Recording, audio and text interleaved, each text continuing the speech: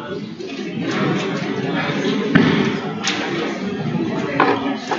afternoon.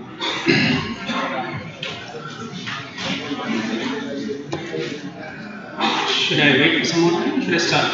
I think I start. Okay, so ventilator waveform analysis. Now this is something which is always asked, something which we should all know.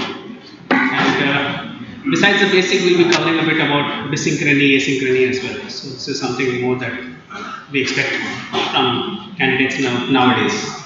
So we all know that the four parameters which are measured on our ventilator screen are four, basically flow, pressure, time and volume. So all those scalars and loops which you see on the screen are all just a mix and match of these four basic values.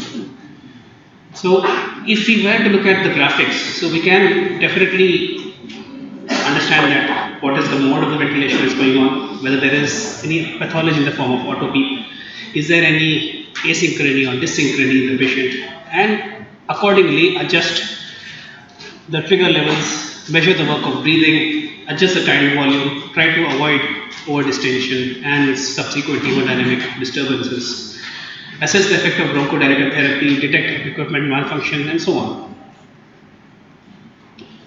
Now starting right from the basic, every breath has four phases. Okay, something with regards to the ventilator, something which starts the breath, which is we all know is known as trigger. Then as soon as the breath is triggered, the inspiratory valve opens and a flow is delivered. Once the inspiratory time is over, the inspiratory valve closes and the expiratory valve opens. This process is called cyclic, and finally the expiration goes on. And breath is what is determined by these four phases. So if you were to take the scalars first, there are three basic scalars and they are all against time: pressure time, flow time and volume time. If it were a volume control ventilation, we have the volume time, the pressure time and the flow time. Remember, flow is the only thing which goes onto the negative significantly as compared to the positive. Flow towards the patient is the upward part of the curve of the graph. Flow away from the patient, that is back into the ventilator, is the downward part. So if you understand the direction of flow, you will also understand what you mean by air leak and what you mean by other things I will tell you. Each mode has a different shape. A volume time graph, obviously, when we talk about flow, the flow is fixed. So a fixed flow state, it rises, which is a peak and a plateau, and then it just falls. The inspiratory and the expiratory form of the volume control is sharp, expiratory is passive, but the way it is, and the pressure will have a rise. So the variable here is pressure. The volume is fixed and the flow is fixed. In pressure control, the pressure is fixed. Unlike the volume control curve where the inspiration was sharp rise in the volume, here is a more gradual rise. Why? Any idea?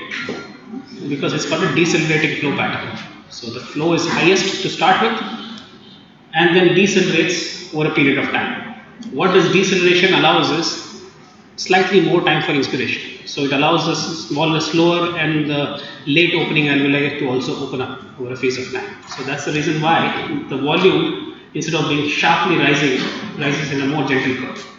The expiratory phase is always passive. It's going to be the same for both volume and pressure. The pressure is fixed, obviously. So this is absolutely basic, so let's not just dwell on this. There's a lot more to cover.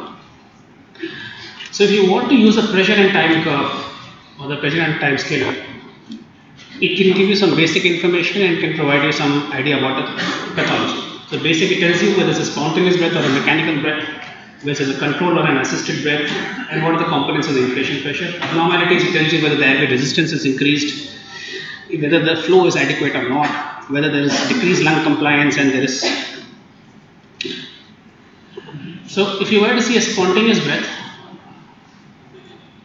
you see a negative inspiratory effort, because after all, spontaneous breath means you have triggered it, the patient is triggering the breath, so this is a negative inspiratory effort. On the other hand, a totally controlled breath where the patient is paralyzed has no triggering effort, so there is no negative spike on the pressure time scaler, so it starts right from the baseline. I have already commented about this, why the rise is so sharp in a volume time and why is it so gentle in a pressure time waveform. Triggering can be seen by a negative spike from the baseline. The baseline corresponds to the peak. See, it's not starting from zero, it's starting from a certain level of pressure. So obviously some positive end expiratory pressure is going on. On top of that, the patient is taking an inspiratory effort, so there is a decline in the airway pressures transiently, which forms a trigger. And if it's above the trigger threshold, it's going to lead to a flow. This very well denotes that the patient is triggering the breaths. Given the slope of this curve, the rate of rise in pressure in a volume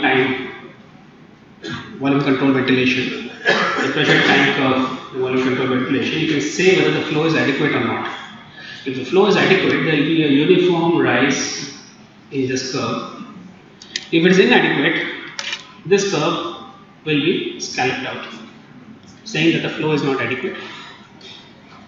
So something has to be done to increase the flows. If you want to break down the pressure time curve into parts, at the beginning of inspiration, there is a rapid rise in the pressure. And what does this correspond to? Sorry? No, this is a pressure to overcome the upper airway resistance and the equipment resistance. Right? That's why it's very sharp. Once it reaches into the lower airways, here it becomes a more gradual rise. It rises till a peak is reached. In case you have set a pause time, a pause time means that there is a zero flow state. The inspiratory valve is closed, the expiratory valve is closed, and there is no flow. In case you have set a pause time, what happens is that some amount of pressure dissipates. And how does it dissipate?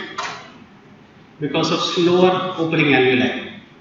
Some alveoli open up later, so some amount of the pressure is dissipated into this alveoli and more of the alveoli are open. So there is a fall from this to this.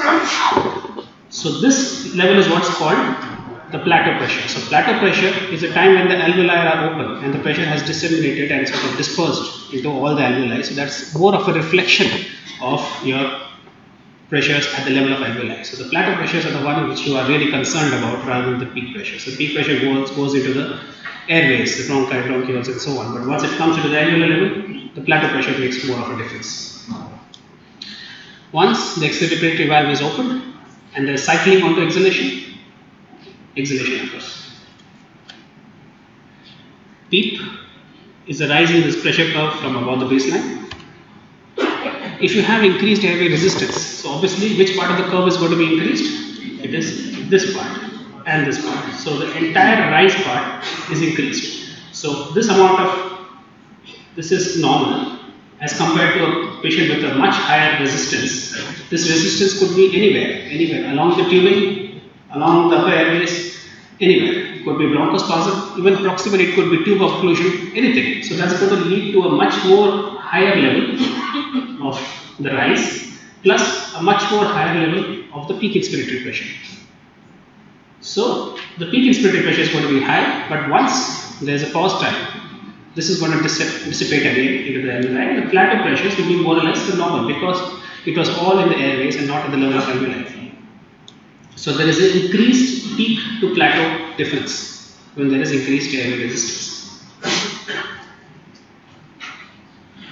On the other hand, if you have decreased compliance, this part of the curve is not really much changed. Upper airways are okay. It is the lower part, the alveolar area, which is more of a concern. The lungs are more stiff.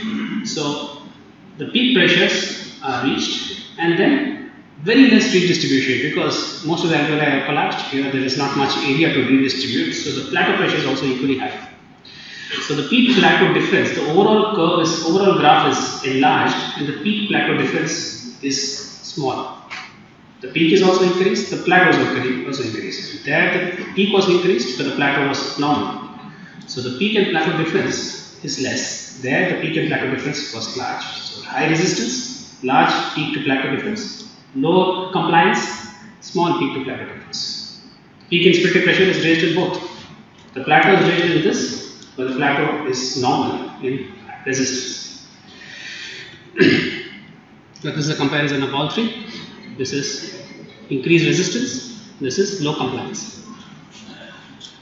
The next curve is the flow time curve.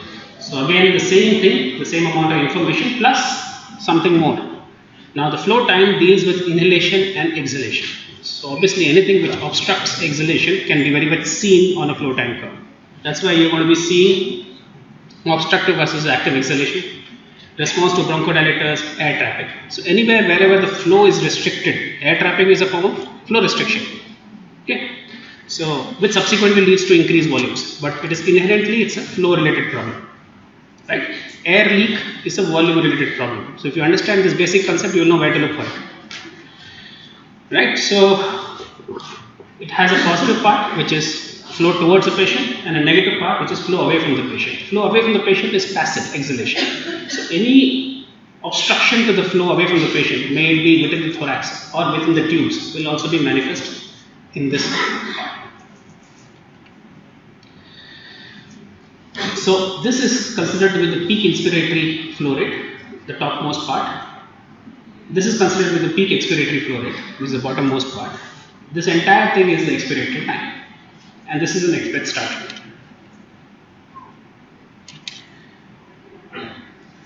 Now, the flow time curve of, say, a volume control versus a pressure control is different. A volume control is a fixed flow state. The flow will rise, stay at the fixed flow level till the inspiratory time is over, and then cycle to exhalation. The pressure control, on the other hand, has a decelerating flow pattern. The flow rises fast and then decelerates over a period of time throughout the inspiratory period. If there is an inspiratory pause, it's a zero flow state, as you can see here, a zero flow state, and then exhalation. If there were no inspiratory pause, the exhalation would have started right from here. So the very fact that there is a gap between the inspiratory part and the expiratory part tells you that there is a pause attached to it. Do we need to keep a pause always? Not necessarily. Only when you want to calculate something that you keep a pause. Air trapping. Air trapping means the flow is not getting emptied. The alveoli are not emptying out. The flow from the alveoli is not emptying totally before the next breath starts. So it's a flow related issue. Inspiratory is pushed with pressure. Exhalation is passive. So that's where the problem starts. Here the peak expiratory flow rate is also reduced. And the expiratory time is prolonged to such an extent that it does not complete before the next inspiration starts. So you have the next inspiration starting from below the baseline. So the next inspiration is starting from below the baseline, and this very well says there is some amount of air trapping going on. There is some amount of auto peak which is being generated.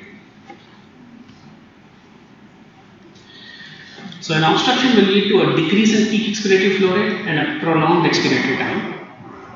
On the other hand, if you have an active exhalation, you will have a very active or very big peak expiratory flow rate and a very short expiratory time. So you are actively exhaling out.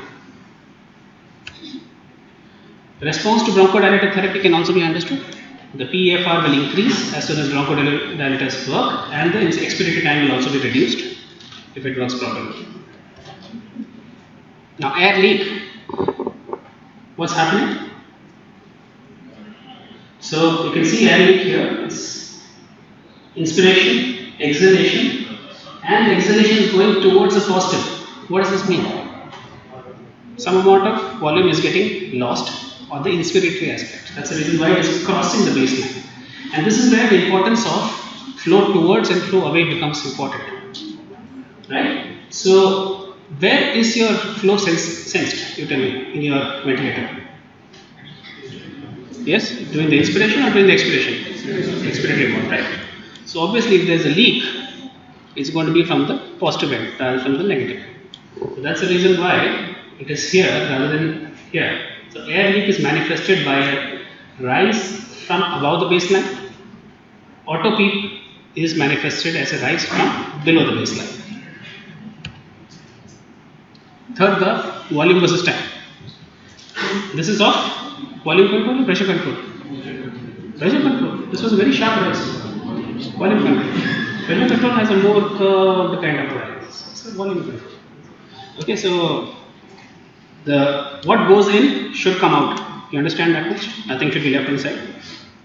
So what goes in and more comes out. Obviously, you are exhaling from your reserve volume, so that's why more will come out. And that's why there will be a fall from below the baseline. That means more of amount of volume is being exhaled out as compared to what is actually gone inside. Air leak, what goes in, all of it does not come out. Some of them is lost. So the volume does not reach the baseline. So this is air leak. Now coming to the loops. The loops are against volume. Scalars were against time, this is against volume. Pressure volume, flow volume. So the very same thing which you saw in scalar can be seen in loops as well. You can reconfirm the same thing on a loop. Now when you talk about a loop of flow volume, the volume is on the x-axis and the flow is on the y-axis. This is the inspiratory part, this is the expiratory part. So the inspiration starts from the functional residual capacity, reaches a peak inspiratory flow rate and goes all the way along the volume curve till the tidal volume is achieved. Right? Exhalation is passive, it comes out, the peak expiratory flow rate and comes back all the way to the FRC. So this is how the normal curve is. In case there are secretions of condensate in the tubing, so that tends to splosh around. It doesn't affect the inspiratory part because the air is being pushed through with force. But when it comes to the exhalatory part, this water tends to just oscillate, and that leads to a kind of an oscillatory descent of this expiratory curve. If there's air trapping is the flow related problem. Flow is not going to reach the baseline. Air leak was a volume related problem. The volume won't reach the baseline. So here the flow does not reach the baseline. Now if I were to show you this and I say this is air trapping or air leak, you should be able to say immediately because you understand that air trapping is a flow related problem. Keep that in mind. The same thing, if you want to show it, air trapping in this and air trapping in this, on a pressure time it shows that on the flow time the flow does not reach the baseline and the next inspiration starts. Here it will manifest as the flow not reaching the baseline before the next inspiration starts. Air leak is a volume phenomenon. So the volume does not reach the baseline. The volume does not reach back to the FRC, it stops somewhere before. So what went in, something else came out. So there is something which is leaked inside. Airway resistance. Now any kind of airway resistance can be very well seen on the exhalatory part. It affects both inspiratory and expiratory, but the expiratory part is more affected because it's a totally passive process. By increasing the pressure, you can still force in air, but when it comes about to recoil of the chest and there is some kind of resistance, that is going to be very prominent.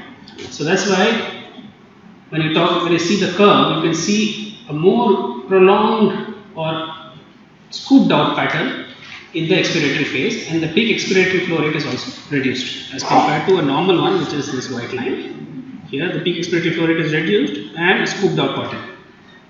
On a flow time, this will show as a decreased peak expiratory flow rate and a prolonged expiratory time. Where is that thing gone? Right? Decreased peak expiratory flow rate and a prolonged expiratory time. On a pressure time, it showed as a very high difference between the peak and the plateau. So same thing can be seen in different parts, then you can understand the same.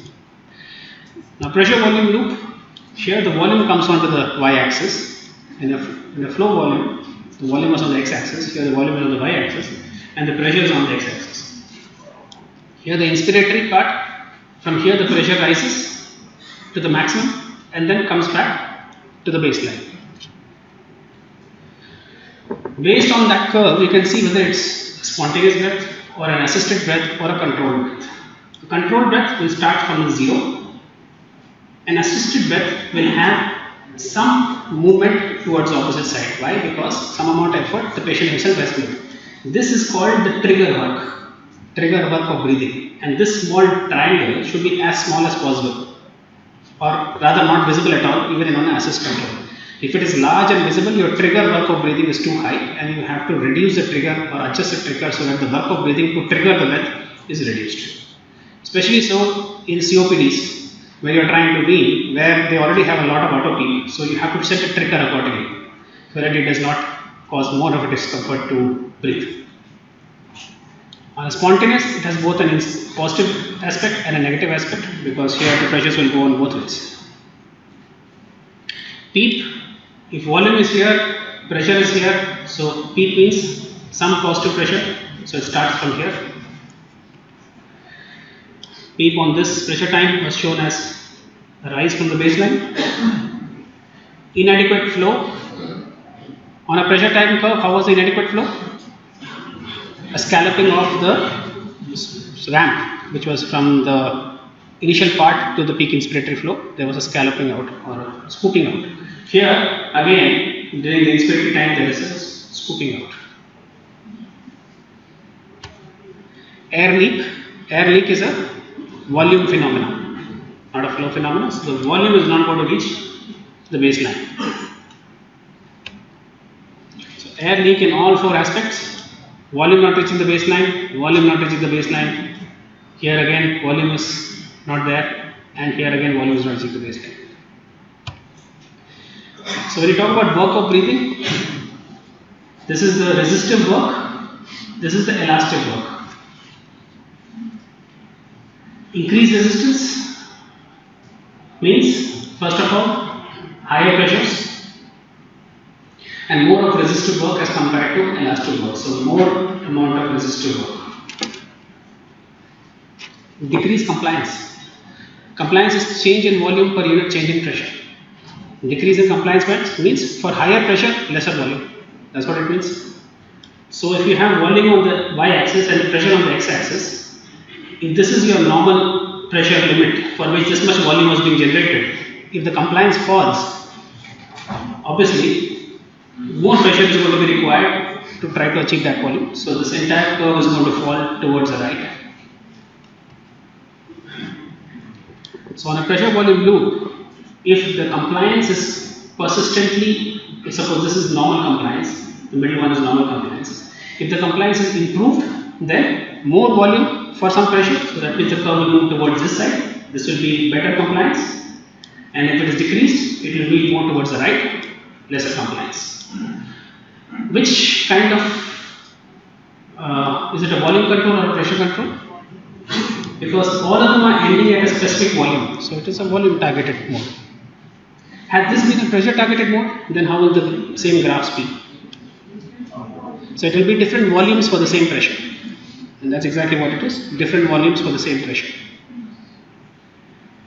Right? As the compliance reduces, the volume keeps coming down. This is worst compliance, normal compliance, better compliance. So each mode has specific nomenclatures. A volume targeted mode is basically time trigger. The trigger is time. What else? What are the type of triggers that you know of?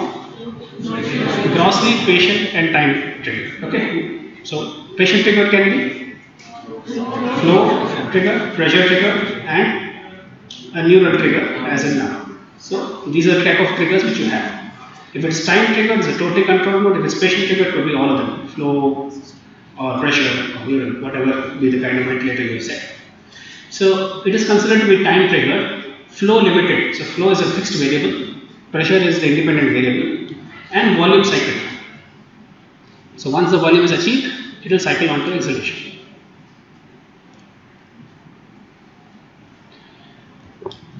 A pressure targeted ventilation, like pressure controlled ventilation, is again time triggered, pressure limited, and time cycled. After specific inspiratory time is over, it will cycle on to exhalation.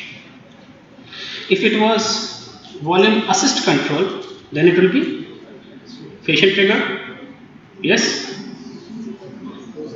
flow cycled, flow cycled, flow limited, flow cycling नहीं हो रहा है, flow cycling सिर्फ आपकी pressure support में होता है, बाकी किसी में नहीं होता. ठीक है. Flow limited, flow is a fixed variable. मैंने सिर्फ वॉल्यूम असिस्ट कंट्रोल की बात करी है आपसे. असिस्ट कंट्रोल का मतलब है बस ट्रिगर पे इफेक्ट हो गया, बाकी सब चीजें सेम है.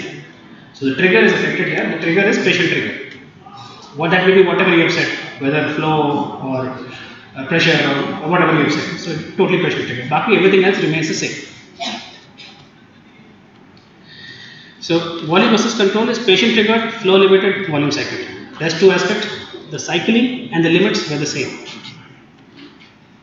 SIMV, how will you describe it? Yes. So here there is a triggering by the patient. Yes or no? There's a negative part. So it's patient trigger. Okay. Then this is volume targeted SIMV, not pressure targeted SIMV. So rest of the factors remain same as volume target ventilation.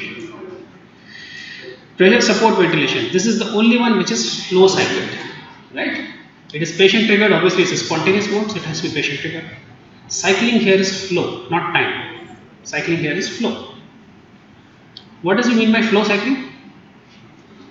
Meaning that once the flow reaches a certain proportion of the maximum flow, the ventilator decides that here he has reached the end of his breath and now he has to move to exhalation.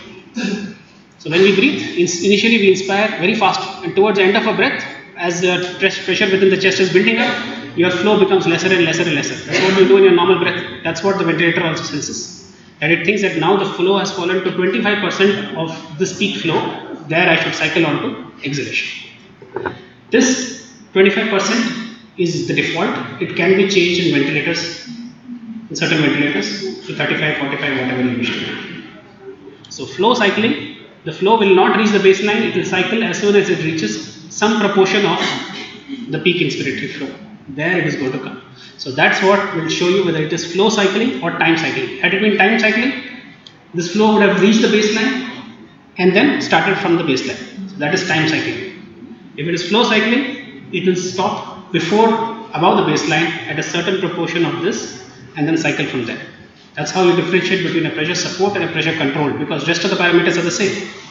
Assist pressure control and a pressure support will look very similar, right? They are both pressure modes. So both can be pressure triggered, because assist pressure control and pressure support are both. The only difference is cycling. That is time cycle, this is flow cycle. So pure SIMV will have some mandatory breaths and few spontaneous breaths. If it is SIMV with pressure support, then you will have a few flow cycle breaths in the middle. Pressure support versus CPAP. CPAP is a totally spontaneous breath. You may have different volumes based upon how much ever the patient is willing to take. Asynchrony. Now this is something which I just want to touch upon because not too much in it. It's a mismatch between inspiratory efforts and the ventilator support delivered by the ventilation. So the ventilation is based on presumptions that this much should be the inspiratory time, this is the time when the patient should exhale, this is the amount of pressure the patient requires, this is the amount of flow the patient requires. It's based on your clinical judgment of the patient. That's how you select the modes. But it's not always the patient requires all those things, so they can be asynchronic. It can be subtle to overt fighting the ventilator. So types of asynchrony. First of all, the first phase was trigger. So first trigger asynchrony. So there can be different type of trigger asynchrony. Trigger delay, double triggering, miss triggering, auto triggering. Second is flow. Flow related asynchrony. Flow is not enough to meet the patient's demand. Third, cycling asynchrony, where there is poor coordination between the patient's desire to exhale and the ventilator's opening of exhalation valve. So these two are asynchronous. This is because of an inappropriately long inspiratory time or an inappropriately short inspiratory time. Both can lead to cycling problems. And finally, inappropriate mode. Altogether, your mode is something the patient requires something else and you are given a totally different mode. Wasted efforts or ineffective breathing. You can see here, every time the patient there is one trigger, one more trigger, one more trigger. This trigger is associated with the breath. There is one more trigger, no breath, one trigger, breath. So each time the patient is triggering, it's not accompanied by a flow and a breath. If you see that pattern, the patient is making ineffective efforts. So what do we do? What is the solution? So yeah, so this is how it is. So what do we do? What do we do? Trigger sensitivity we set. In case it is still not working, then set it. Ultimately, everything comes down to set it. Okay, double triggering. Now you see, one breath, two breaths, suddenly two breaths together, and then one. So here, what's happening is that two breaths are being triggered in one single cycle. So if we have an expiratory flow trigger, sometimes, as I said, 25% is the baseline, but we can always set this baseline different. If we make the baseline say 35-45%, or if we make the baseline even lower, what is the meaning of both? If we set the expiratory trigger as 15%, so we have given more time for inhalation, right? Double triggering occurs when the patient's efforts, the flow is not enough to meet the patient's efforts. Patient requires much more, and he requires a much more longer inspiratory time, but you are not providing that much inspiratory time. So one thing to do is, especially on a pressure support mode, is to reduce this trigger from 25% to say lesser. This is seen classically in patients of ARDS, especially when they are requiring a very high requirement and you are not providing the same requirement. The high requirement because of a high PCO2, the requirement is too high. So high respiratory drive, low tidal volume, and a short inspiratory time. These are the three things which leads to double triggering. Patient is trying to trigger more and more than what is actually being delivered. Solution is increase the inspiratory time. So you can opt for a decelerating mode. As I said, as compared to a fixed mode, a decelerating mode gives a longer inspiratory time, proportionately longer inspiratory time. So instead of shifting from a volume control, you can shift to a pressure targeted mode. Increase the tidal volume, but this is not a thing which you do in ARDS, so that is a possibility, but we should not really follow that. From a volume, you can go on to a pressure mode, and even on a pressure mode, if it's not working, you can always increase the inspiratory time by increasing the inspiratory phase by reducing the cycling time. Instead of 25%, you reduce the cycling to 15%. So till the time the flow falls to 15%, it will not cycle on to exhalation. The inspiration period will be prolonged. So these are the ways you can combat double triggering. And finally, sedation paralysis. Auto trigger is too sensitive. Any kind of movement is triggering. There are lots of causes. Very poorly set trigger, very low. Cardiac oscillations, leak from a bronchopleural fistula, water condensation, large amount of secretions, peristalsis in a hiatus hernia, muscle contraction because of pacing, or transmitted patient pulsation because of patient movement. You just press on the patient's abdomen, and the machine senses that this is a negative inspiratory effort and gives a breath. So this is kind of thing. So obviously you have to adjust the trigger to a higher settings. Third, if flow rate is inadequate, we have seen this scooping out of the inspiratory waveform. We saw that. Solution, we increase the flow rate, but flow is fixed in volume control. You can't increase the flow rate, right? So flow is fixed. So you convert it to a pressure format where the flow is variable. One. Okay. Second, you can always increase the sharpness, the rise time. So you are providing a very fast flow to start with, right? So that flow hunger is not there. So you reduce the rise time. There's one button called rise time. You're wondering what's the rise time for, but this is exactly for that. You reduce the rise time so that the flow is reached faster. The rate of flow is reached. Now coming to cycling, premature cycling. What does it mean? The patient wants to inspire more, but the patient ventilator has decided no, exhalation has to start. So here you can see when you talk about the flows, the flow is coming down. Here still is trying to make some positive effort, trying to draw the air back into the patient. That's why there's an upward spike here. The air is trying to come back into the patient. So this is premature cycling. Very classically, just put this into your mind. This is how it looks like, premature cycling. So why is it premature cycling? Inadequate inspiratory time period set. You can always increase the inspiratory time in a pressure control waveform. In volume control, you can decrease the inspiratory flow or increase the tidal volume. These two things can also work in the same way. In pressure support, this is very common, especially in patients with ARDS. So if we have too high a cycling threshold, we decrease the cycling threshold. As I said, decrease it to 10% so that you have more time for inspiration. The idea is to increase the inspiratory time. Then only the cycling, premature cycling will be stopped.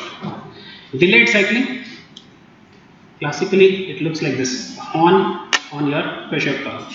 If you see this, you can understand that is delayed cycling. So basically the inspiratory time is too long or too short? Too long. So you have to reduce the inspiratory time here. So in pressure control, we will decrease the inspiratory time. In pressure support, it is too low a cycling threshold. So what do you do? Instead of 25%, you set it at 35% or 45%. This is very commonly seen in a very common scenario, non-invasive ventilation. Because of the leak, the cycling never occurs because it is never pressurized to that level.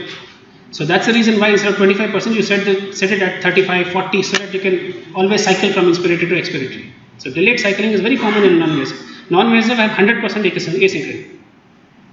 It is taken 100% asynchrony. So you can do the best to try to make as much coordination between the patient and the ventilator as possible. And one of the most common kind of thing which you see in non-invasive is delayed cycling. So there you have to change the cycling threshold, right? So role of inspiratory leaks is there. Take home points. This is an integral component of managing a patient on mechanical ventilation. Always make it a habit. Always look at both the inspiratory and expiratory part of the flow waveform. Do not hesitate to change the scale or the speed to add to an interpretation. And at any stage wherever you're confused, you can always ask for help. So that is something which one should never be shy for. Thank you.